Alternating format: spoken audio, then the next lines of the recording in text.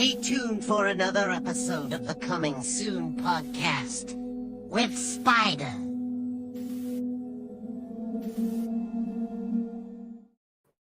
Hello, everybody. sPidA here once again. Coming Soon podcast, being joined by Dorian Vasquez. My man, how are you doing, sir?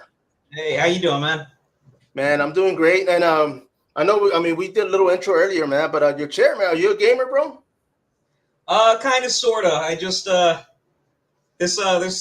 actually got this chair from Matt McCusker from the Matt and Shane Secret Podcast. This was Oh man, sweet, bro. I know I've been looking for one myself, and it's like I had seen the gamer chair, and I said, man, I don't play. You know, I'm like old school, dude. I do arcades and stuff like that, but honestly, online, I wouldn't be able to do that, bro. I mean, I started gaming because of my friends, but honestly, it's just a comfy chair. Like, yeah, I got the little handles right here. I got a little back cushion. Sweet. Yeah, I get why nerds just sit here all day. Like, yeah, and I was gonna say too, man. I don't want to have one, use one, and offend somebody because they're like, you know what I mean? Like, I'm not a gamer, so I don't want people to be like, no, anybody who's gatekeeping over a fucking chair, like, you know. Yeah, I'm sure somebody's out there, but who cares, right? But bro, I mean, of course, man, thank you for jumping on this, man.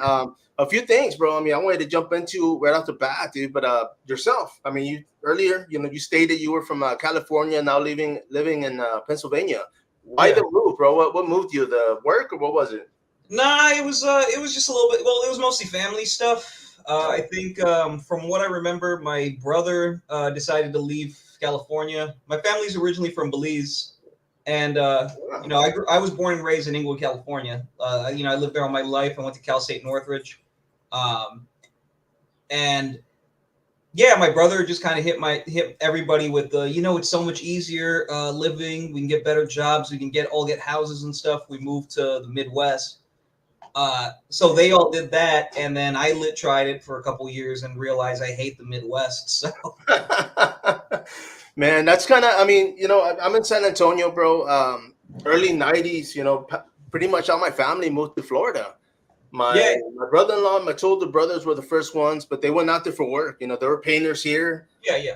Florida was paying big money at the time, man. I mean, I think at one time, pretty much like 5 of us were living there, and then 2 other siblings here in San Antonio. But yeah, man, I lived out there on and off for like 5 years. What was it? South of Tampa, Bradenton, Sarasota, Venice. Yeah. Enjoyed it. The beach life was something, dude, but it got old after a while. I love the water, man, but it's just after a while, you're like, it's the same sunset over and over, it just kind of gets old. But yeah, man, I see what you mean. Everybody moved out there. I mean, for me, I just came back home.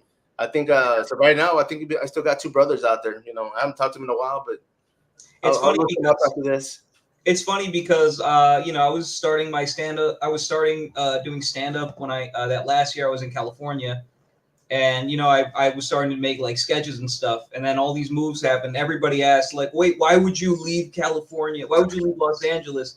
And it's like, in retrospect, it's been like 11 years. And I made a movie in a place where they're not going to charge me an arm and a leg to shoot something in the city of Philadelphia or, in or around it. And then also, it's a digital world now. You can make anything everywhere. So, no, that's true. You don't, I always tell, like, it's the one thing, like, any indie filmmaker will tell you, you don't need to be in Hollywood to make movies.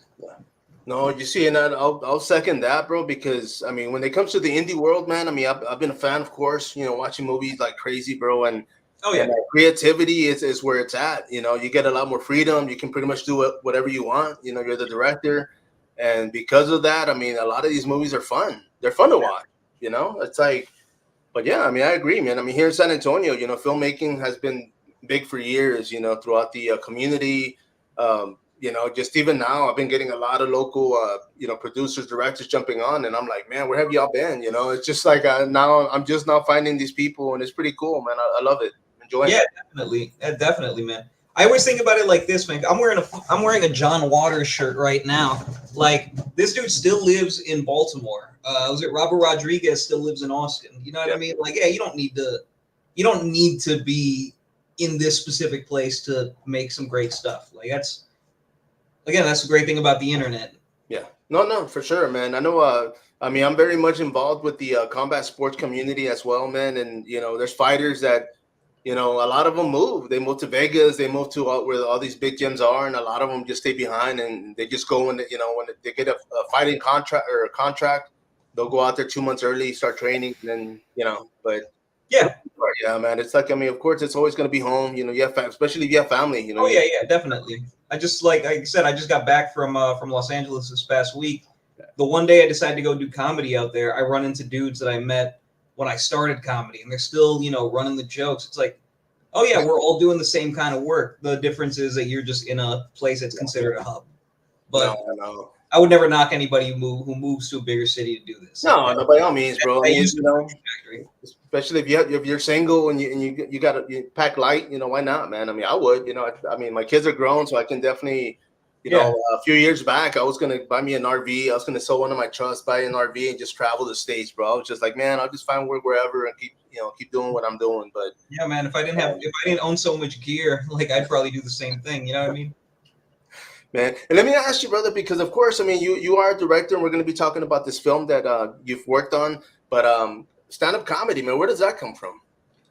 I mean, like two things I always loved was stand-up and movies, man. I think from a kid, I always wanted to make movies, and then I want to say from like 8, like just watching, I had an illegal cable set up, so I watched all the old Def Jams back in the day, Latin Kings of Comedy, all the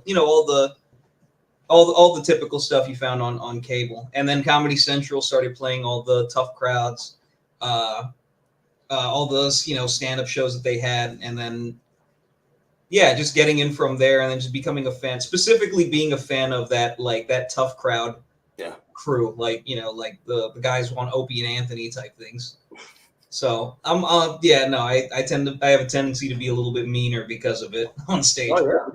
Yeah, man. I mean, it's like street ball, man. You gotta be a little bit tougher, It's like, but man, but of course, man. I mean, that happened. Filmmaking. Where did that start? I mean, you say since you were a kid, but I mean, were you out there with your parents' camcorder, recording? Yeah, honestly, I was. Really? My dad had those little old Sony Handycams, the ones you had to look through the lens, and I got yelled at a lot because I'd always be playing with it, always be messing with it. My room, I'd always be setting my toys up, doing little things, trying to get the angles and stuff, and then doing like little back and forth things. When I finally got a computer, I had a webcam and whatever program on the computer. I think it was like Movie Maker or something.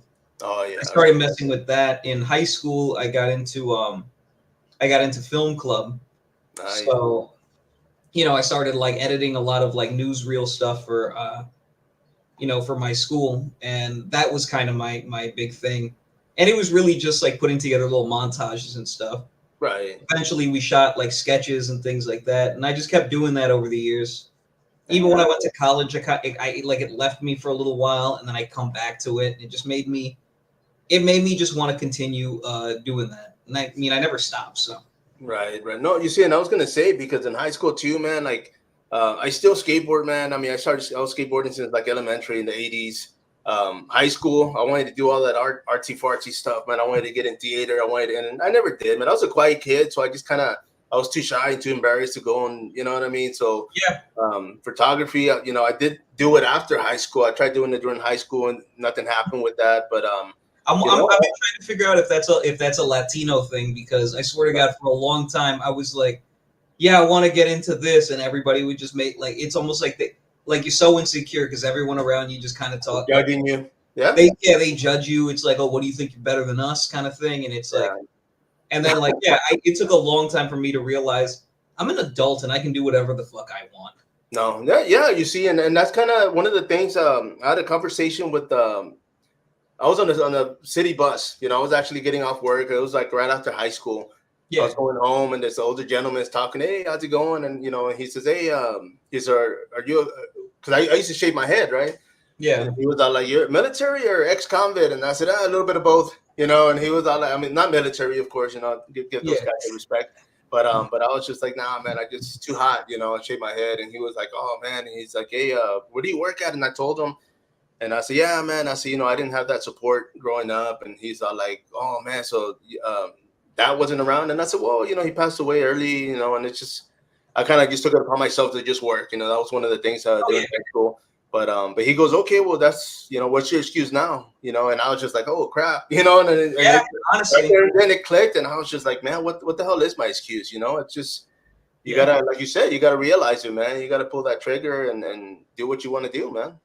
Well, yeah, and that's the other thing too is honestly, like, what's stopping you? And that's the thing I tell a lot of dudes, because I hear, you know, especially I've said this a few times on different casts, but like the moment you make a thing, you become the qualifier for other people who want to tell you like, oh man, I had this idea, you know, I wish I could do this kind of thing. It's like, well, no one's gonna dream your dreams for you.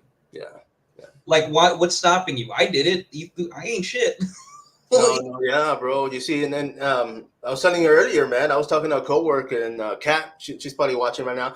But you know, she was telling me she's a stand-up comedian, and we were talking about, you know, the podcast. And I told her, and I said, man, you know what? Like a few years back, I had an idea to do a mobile podcast, and she was like, oh wow, that's a good idea. You should do it. And I said, well, everybody's doing it now. You know, like you know, all these top people. I said, and you know, they're cheating because they already have a following. They're just doing podcasting now. But I was just like, yeah, man, it's just.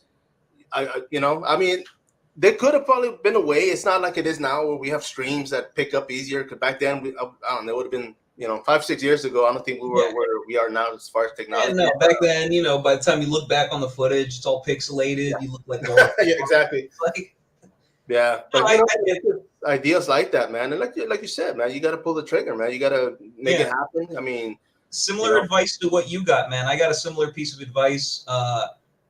From like a random lady after a comedy show. I think this is when I was in LA. I had like just started doing stand up, and I got swindled into doing all these bringer shows. That's where they like, you know, they tell you, hey, I need you to bring 5 to 10 people if you want your spot tonight, and you get like a small spot. Oh, you know, just a bad spot in the show, and then, you know, they you know, everybody who shows up gets has to pay like $20 to go.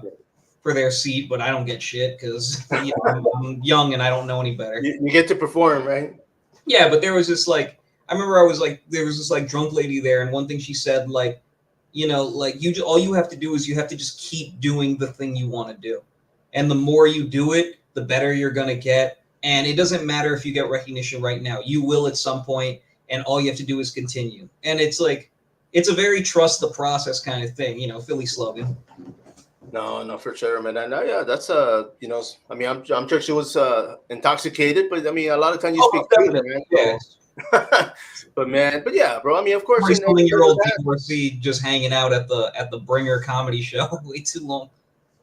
Man, bro, and of course, I mean, as far as films, man, what was the first thing you ever produced or made turned into realization? I mean, most of it, especially when I moved to Philly, was a lot of sketch comedy stuff. It's funny because some of the sketches I made, I thought of for years, and like almost everybody I tried to pitch it to, like I tried to pitch it to other comedians. You know, when I lived in the Midwest, or even when I was in Los Angeles, you know, and people were just telling me like, I don't really like that, and it doesn't really fit our style.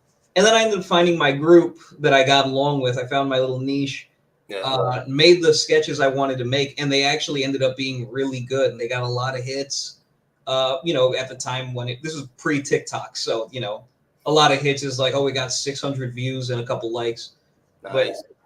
But it got something, you know what I mean? It was getting shared around.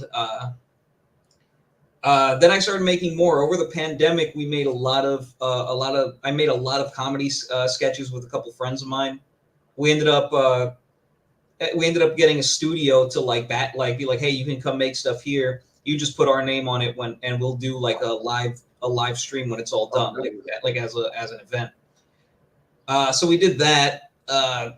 Afterwards, it was just we left the studio. Pandemic was, you know, kind of on the tail end. I just decided, you know what, I just want to make the stuff I want to make. Yeah. I want to get away. Like I still do stand up and a lot of sketch stuff, but I'd rather try doing something else. And I made this short film called The Patron in 2020, like sometime after my dad passed away. It just kind of hit me. I just need to start making things. And then, yeah, a couple years later, I said, fuck it, let's see if we can make a full-length movie. And I did. Like I said, it really all it takes is just sticking to it. Yeah. No, no, for sure, man. Now the full length movie, of course, man. And I should have asked you about this image real quick. I'm gonna pop it up real quick. This Oh bad boy right here, man. Porch Pirate, bro. I mean, of course, you gave me the insight, man. You sent me a link. I watched it, and one of the things that I liked right off the bat, man, was how you took something so not so much so simple, but it happens everywhere. Porch Pirates, bro. I mean, I was a mailman for 15 years.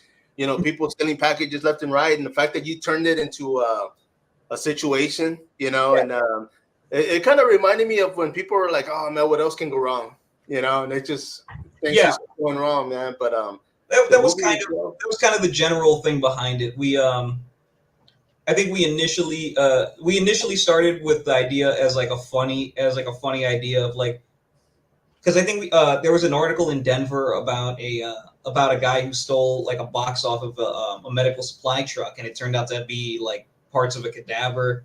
It was like heads that were there for dissection for like medical schools and stuff. And that could have went anywhere. It could have just been like a guy stealing heads as a prank. It's like, what is he going to do with this? Maybe he forgot. Maybe he didn't see the one that said fentanyl, and he grabbed the one that said heads or something. But I was going to say that sounds like the synopsis for Return of the Living Dead, man. But yeah, pretty much. But yeah, bro. I mean, that's the thing too, because a lot of times, I think it was on Facebook, man. At one time, somebody posted like, "Oh, if you have trash, put it in the Amazon box and put it outside. You know, they'll pick it up for you, man." And honestly, man, yeah. And yeah, the movie was an accumulation of a couple things. It was seeing these articles, you know, every other, like if you're in your local neighborhood Facebook group, every other person like, watch out for this guy. We caught him on 3 cameras. You know, 3 different people posting their pictures of one guy stealing from their porch.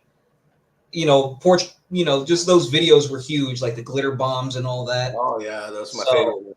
It just kind of hit me like what's a real simple way that we can get this out and everyone can relate to what it is. And it just turned out, yeah, everybody's had a package stolen off their porch.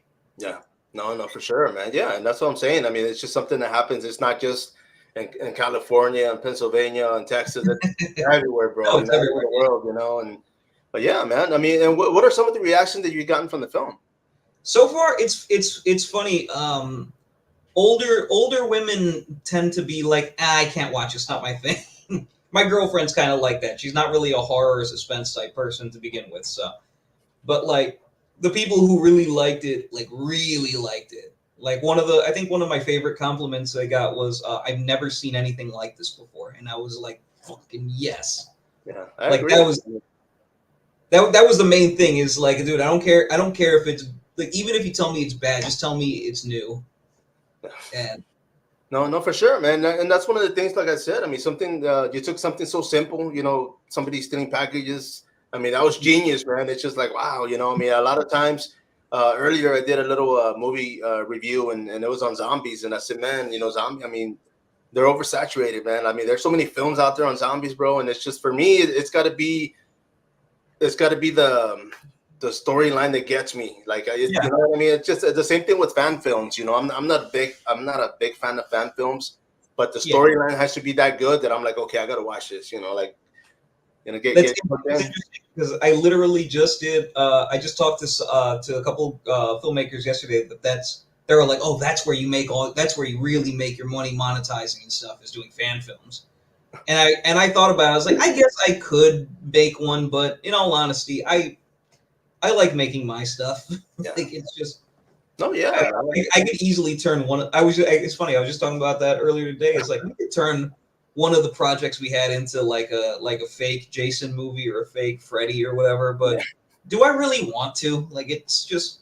Yeah, you see, and that's what I'm saying. I mean, it's just like I've seen so many, bro, and it's like every time somebody's like, "Hey, I'm making a fan film," I'm like, okay, let me watch it, or let me send me the synopsis and let me see what it is, you know, because I get it, man, and I know they're out there, and for the most part, a lot of them that I've been watching and I've been following, and I'm like, okay, you know, the storyline sounds good. I mean, there's so many ways you can go with it, but it's just like, but yeah, you know, I'm all about creativity, man. I mean, the other day I was talking to another podcaster and he was like, oh, you know, if I was a big fan of slasher films or gore, and I'm like, you know what, man, my imagination is already wild, dude. Like, if you show me somebody picking up an axe and I don't see anything after that, in my head I've already seen the worst, you know. I'm like, oh man, like took a head, took a hand. I mean, but yeah, you know, I mean, I'm all for blood, I'm all for gore. It's just, you know, if it's overkill, then You know, I mean, the storyline's that good, man. I'll watch it, bro.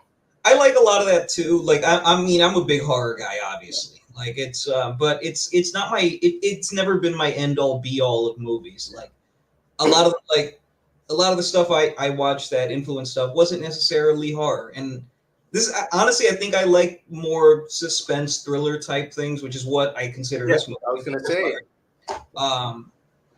which I think is, I mean, I don't know if it's the same thing, but the feeling of unease is way better than a jump scare to me. And yeah, and like you said, I could watch something with gore all day. It's very fun. I can sit there and watch it, but yeah, I like a story behind it sometimes. yeah, we don't always just have to. Not everything just needs to be a bucket of blood on somebody, and then somebody makes a funny quip and we move on. Like, no, for sure. We gotta start getting a little deeper sometimes. No, I'm for taking sure. it as pretentiously as possible. No, yeah, man. Because even the other day too, I was having a conversation, and it was just like they're like, oh yeah, there's the storyline. You know, it starts, and then the rest of the movie is just them running. And, Yeah. I was like, you know what? I never thought about it like that, but I was like, yeah, man. I mean, it's just for the most part, it's like, man. I mean, yeah. Honestly, if your dialogue, your story is interesting, you can, like, dude. Half of my movie takes place in a house in Jersey. The other half takes, it's literally just some people jumping from one location to the next, going back to the location they were at, and you spend most of the time there. But how much around it, how much around it do you care about? And hopefully people care. Like that's yeah.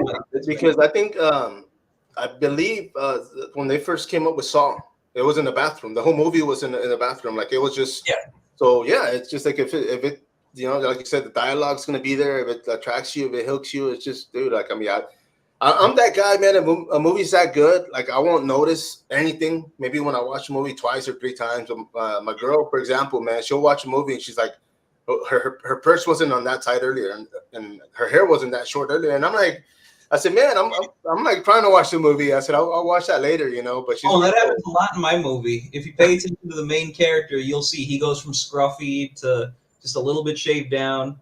One shot, he's wearing his hoodie because he's clearly got a fade that week because we shot over the course of 2 years. But my thing was, if I can fix this in the editing room, then I don't have to call everybody to reshoot scenes. Yeah. No, yeah. And then that's the thing, too, with filmmaking, man. A lot of times, I know I've talked to some directors, and they're like, man, the weather, it's raining. It's raining. It's cold. They gotta wait. Now we gotta wait till next year. And I'm like, wow. They're like, yeah, bro. It's just that's the weather implements, man. Especially like depending on who's in your movie. If you can't afford to pay them to keep that schedule, then you're gonna have to work with what you get. Yeah. That's why some movies end up taking 3, 4, 5 years to make because, oh shit, this guy jumped into this project, but I really need him to do this. So he looks a little older in certain scenes because we didn't get those at that point. No, that's true, man. Yeah, but it's a lot of hard work, man. I mean, for yourself, I mean, you're doing it. You are a movie director, bro. I mean, what advice would you give to somebody else trying to get into film? Let me ask you that. I'll give you the same advice everybody gives is it's what from Scorsese to like Quentin Tarantino, all those dudes to guys my level. Just pick up the camera. Just go do the thing. Write, like if you don't know how to write, just start writing. Go figure it out. Like I only know how to write because I learned how to tell a joke, and it's the same general structure. It's jokes are set up, carry, punchline. Most scripts are beginning, middle, end. Most essays you've ever written are intro, body, conclusion. It's all kind of the same thing. So all you have to do is apply it to the thing that you're making. Man, easier said than done. I mean, for the most part, man, I get it because I used to love writing in high school, man, middle school. Yeah. I used to write a lot. I used to read a lot, and yeah, man, it's simple, but it's just like you said earlier. I don't know if it's a Latino thing or what, but it's just like, man, I guess now I can do it now, but I'm sure like 10 years ago I would have been like, man, I can't do that. Yeah. Well, a lot of the things I've seen with people's scripts that I've read, and I'm guilty of this too. I'm especially guilty of this, especially when I started. I didn't know how to write a script, so I just started writing what I think is good dialogue. And it turns out that this isn't moving the actual story along. I'm just trying to make little snappy quips because the guys that I watch do that. But that's something that you do after you get an actual story down. Once you know the story, then you can put in whatever you want in between, so long as it gets from A to B. Like, I even tell people, like, you don't even have to start with writing the whole script. Just write the bullet points. Like, what's the intro? Do you know the intro? Well, what's the body? What's the story? Oh, it's a guy walks into a place and he does this. Okay, how do we get from point A to point B? Figure that part out. The hardest part is writing. Yeah. After that, everything else is easy. It doesn't have to be great. Just make sure the sound's good. Make sure it's lit well enough. Hell, shit. Some movies on Tubi are literally done with just the same microphone from the camera, so you don't even have to try that hard to put the product. No, man. I mean, I've seen, and that's what I was saying earlier too, man. I've seen some really, really, really low budget films made great because it's like, man, I was just like, damn, they used what? Like, I mean, I don't. And once again, I don't realize it till after the end, and they're like, man, that was a 4K. I mean, it was simple. It's just something that we had, and I'm like, wow. They're like, okay, you definitely got something there, man, because you don't need the best. That's the other thing too. Don't fall into the trap of buying the best equipment. Use whatever you got. Whatever you got is the best equipment. When you learn how to use that, then you can start upgrading. That's the other thing I would tell anybody. Nice. Because I made that mistake too. I fell into the trap of like, oh, I don't have a Netflix approved camera. I need to get a camera that Netflix will be okay with. Because I want this on Netflix. It's the first project. Netflix ain't buying the first thing unless you're really fucking good. Yeah. Like just make the thing. Nice, bro. And of course, right now, man, I mean, have you been writing since?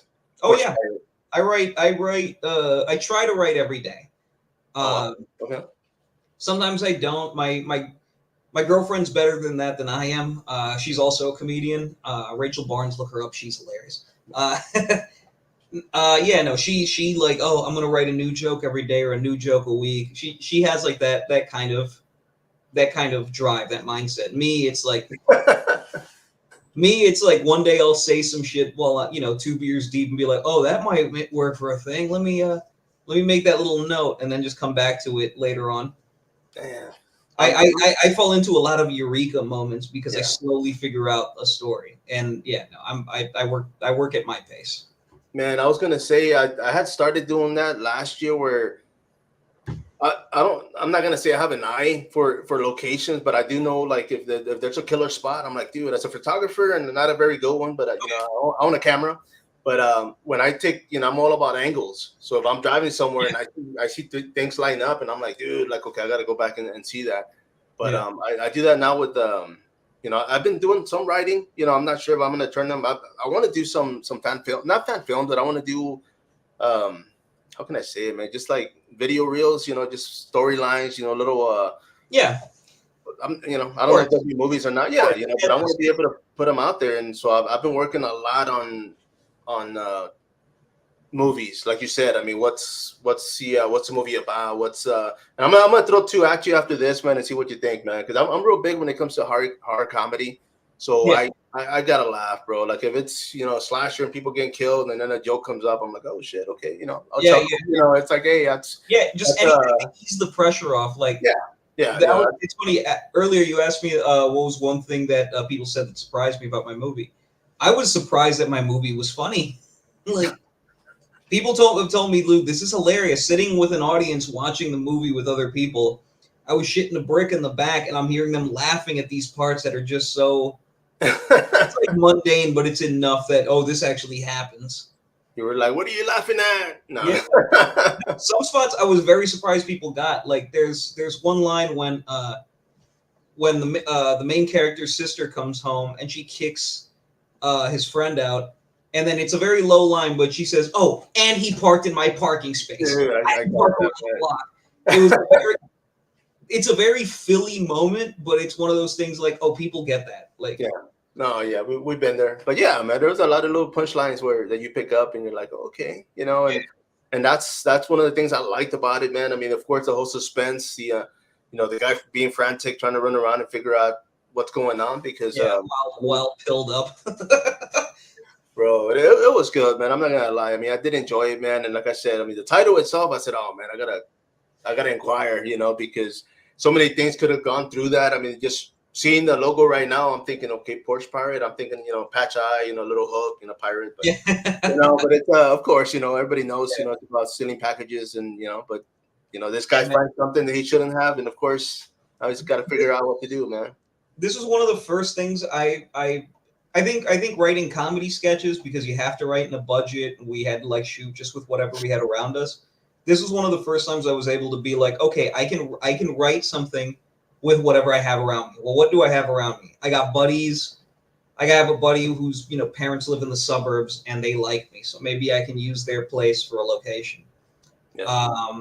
Let's see. I got rock salt in the, you know, in the cupboards. We can make it look like fake crack or whatever. Okay. I got boxes. There's plenty of boxes around because I buy a lot of shit. I own a lot of gear. I'm a. I was gonna say, has that ever happened to you, man? Porch pirating, bro. Oh yeah.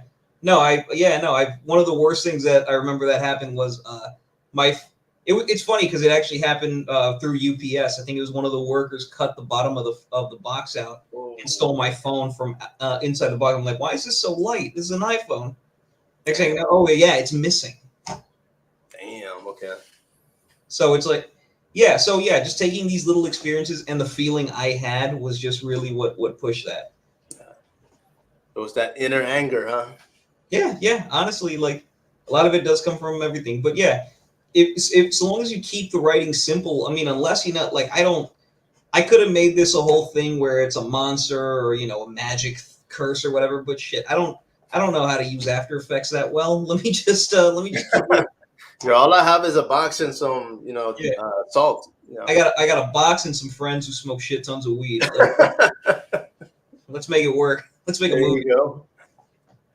Man, bro. And of course, I mean, when it comes to being an artist, man, I mean, of course, being a comedian, that's one of them, bro. You know, making films. What else are you involved in, man? I mean, have you ever done music? Have you ever done, you know? I forgot I used to do music. I was like literally going back home. I got reminded because my buddy was like, let's rent a studio space. Remember when we were in a band? And it's like, yeah, we were never that good. Like, what did you guys have no rhythm? Like that's my problem. What's that? What did y'all used to play though? A lot of punk rock. Oh, okay, cool, man. Heck yeah, bro. Punk rock is great for people who don't know how to play music. Yeah, I was gonna say the simple chords, bro. Believe me, I've been there, done that, man. Eventually, I picked up blues and tried to play like more complicated stuff, and then I realized, my passion wasn't in it. My passion was more in. I'm gonna stick with punk rock. Yeah, no. Yeah, I mean, I go to karaoke every week with my girl, and it's like let me just sing a punk song. I can yell. I can't sing. I know, dude, and that's one of the things. I mean, out of high school too, man. I mean, I had a lot of buddies that were artists. You know, tattoo. I mean, back then, I mean, they used to, man, they were like geniuses when it came to drawing, dude. A lot of them used to do those punk rock flyers from, you know, like from scratch. Oh yeah. Good. Especially back then, when you had to draw it yourself, you had to go to Kinko's. Like there was no you didn't have no Comic Sans. You know, you had to make those letters yourself. You had to stencil it. Man, let me ask you, how old are you, bro? I'm 34.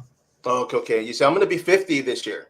And for me in the 90s, bro, I started listening to punk rock like in 87, like right before high school. I used to skateboard. Ironically, I went to Kennedy High School here in San Antonio. I got introduced to punk rock listening to the Dead Kennedys. So that was like, when the guy was like, yeah, this is the Dead Kennedys, I started laughing because I'm like thinking he was making fun of the school, right? Yeah. But you know, I started listening to it, and yeah, man, I picked it up, and I was like, man. But one of the things too, I always tell people, man, I said, bro, I mean, I never realized watching horror films in the 80s, a lot of them had indie rock, indie punk rock, and like, man, I was a fan of punk rock before I knew what it was, because I go back and I'm like, dude, I've been listening to this band like for years. I didn't know who they were. And Return of the Living Dead is one of my favorite horror movies. Oh, and yeah, that whole that whole look, the whole feel of the album. That's the most punk rock. Yeah, that's one of the most punk rock movies, especially horror. Bar none, brother. And that was my introduction. You know, I mean, I just kind of put one and one, and I said, man, okay, well, I love horror movies and I love punk rock, and I was like, dude, like, yeah, you know, going through high school and you know, I mean, it's just. I'm a millennial, so my intro to punk rock was playing Tony Hawk Pro Skater. But to be fair, my brothers are about your age, so I listen to a lot of their old albums. Let me ask you: did you play the demo? What's that? Was it the demo that you were playing, or did you actually have the game? I think one of my buddies had the demo, and then I eventually got the first game, and then Tony Hawk 3 is still my favorite. That's the gaming chair. What do you think I play on here? There you go. Tony Hawk's the remake, so I'm sitting here just. I can't wait for the remake of number 3 when we get a Fat Bam Margera. That's what I really.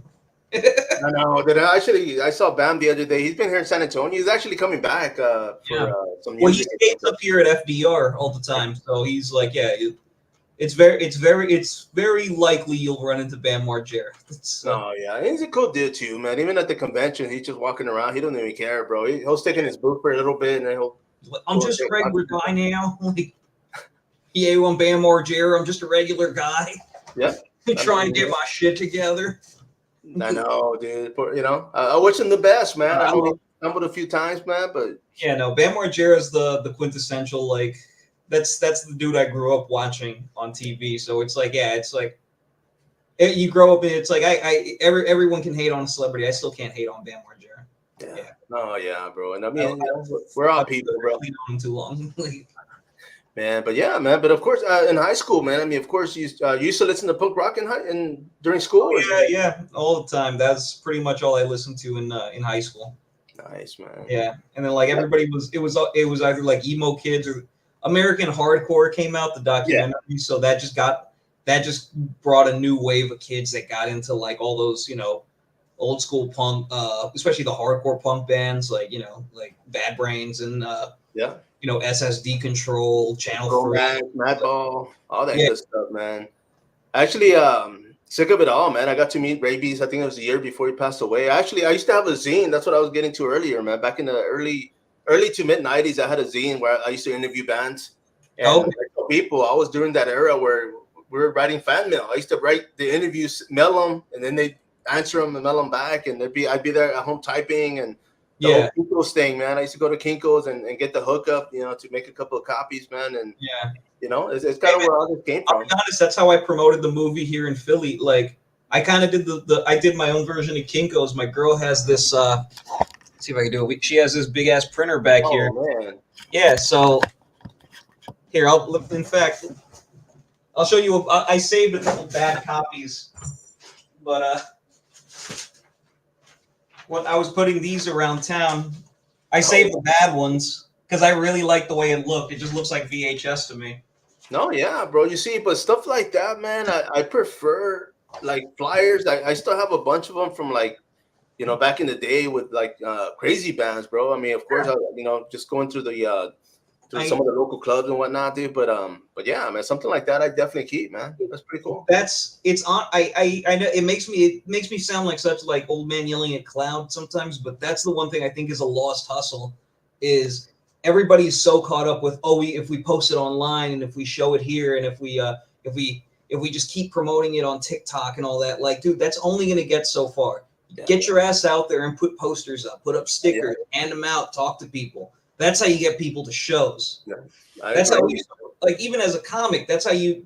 And do you want your show to have people in it? You better get your ass outside and bark. Yeah. Like, quit being afraid to talk to people. Nothing made me better at talking to girls and learning how to talk to strangers in the street. Hey, you want to come inside and watch the show? I promise nothing will happen to you.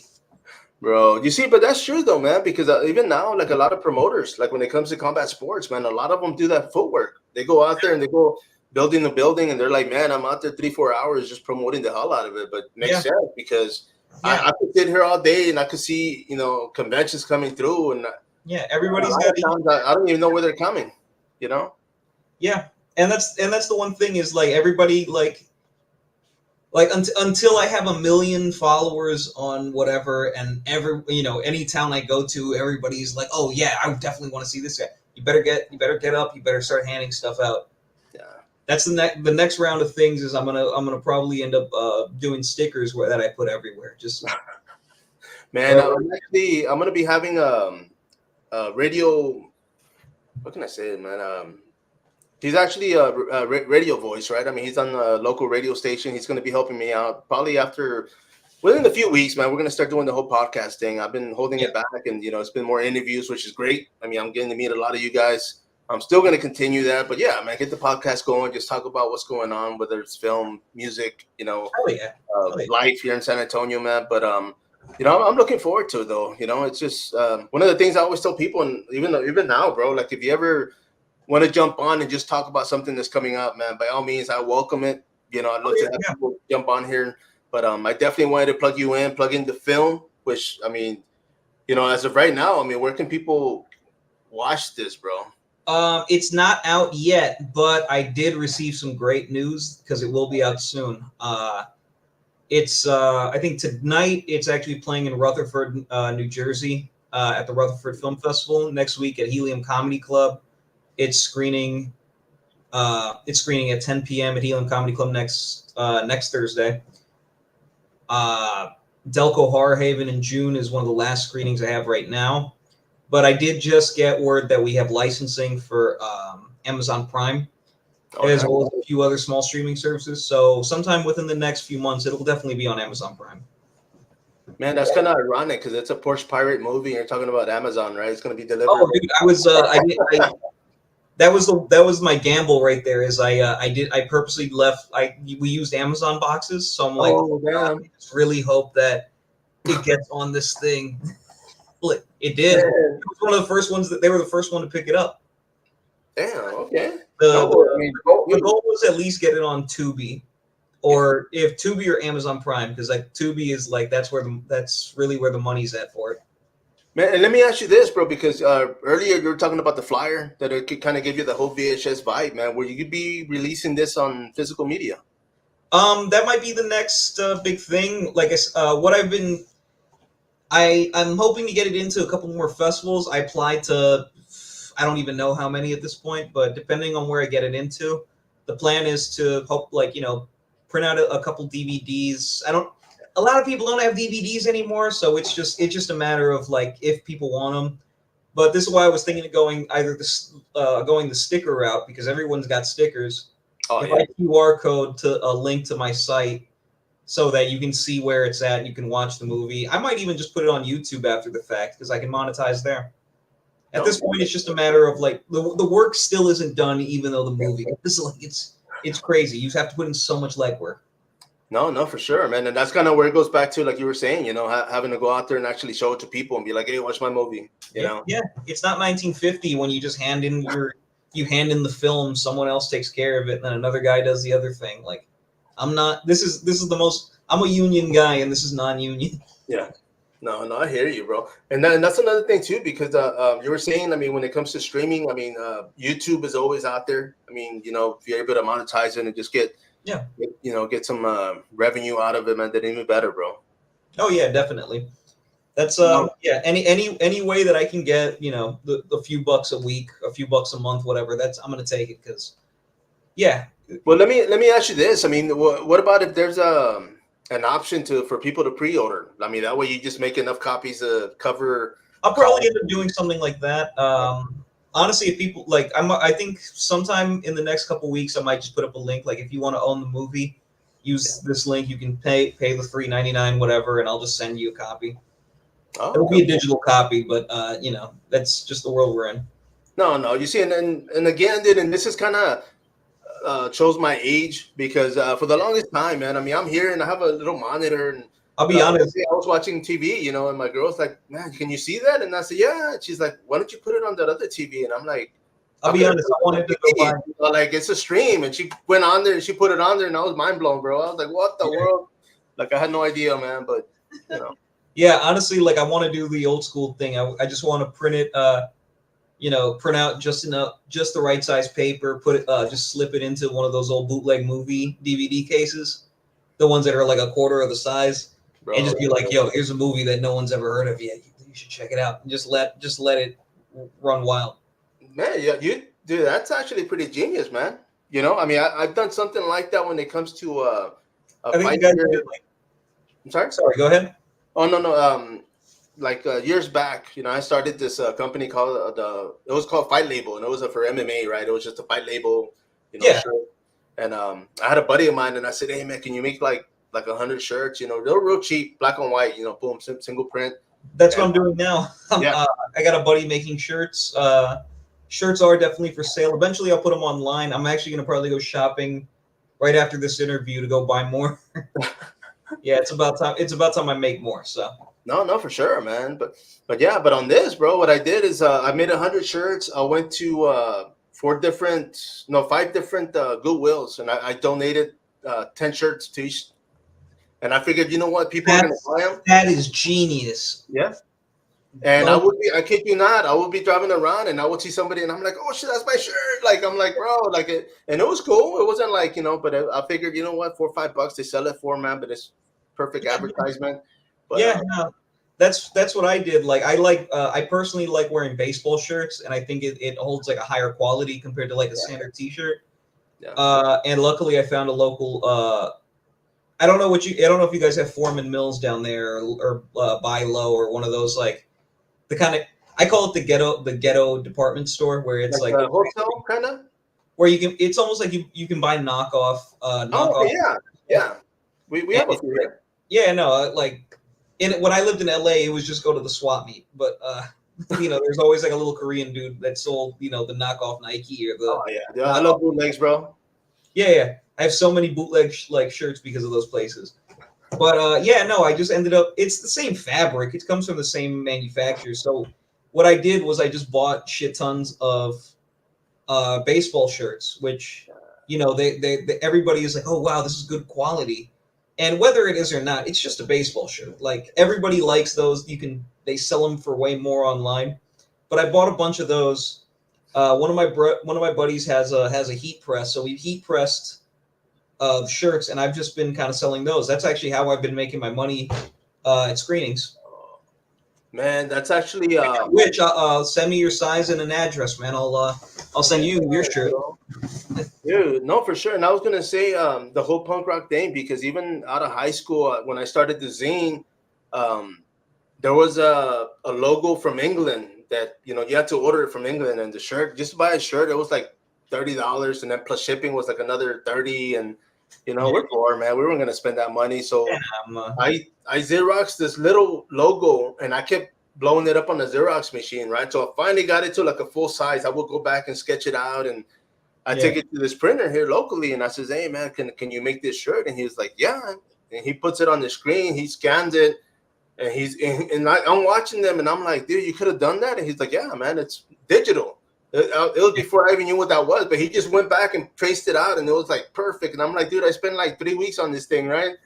So he got that done. I bootlegged that logo, bro, and I kid you not, I had made about 100 shirts. I went to this punk rock show in Austin, and I was selling shirts for like $10-15, bro. The whole night, bootlegs, people were buying it. Oh, dude, how much? I'm like, $10. Oh, okay, man. I was. That's basically what I did. I'm selling these shirts, you know, $20 after the show. Let them know before they watch the movie. If you like it, we're selling shirts in the back. Pick up a shirt before you leave. Yeah. And everybody comes up, they talk to you. You know, they hey man, as long as people are wearing it, that's all I care about. Just advertise my thing.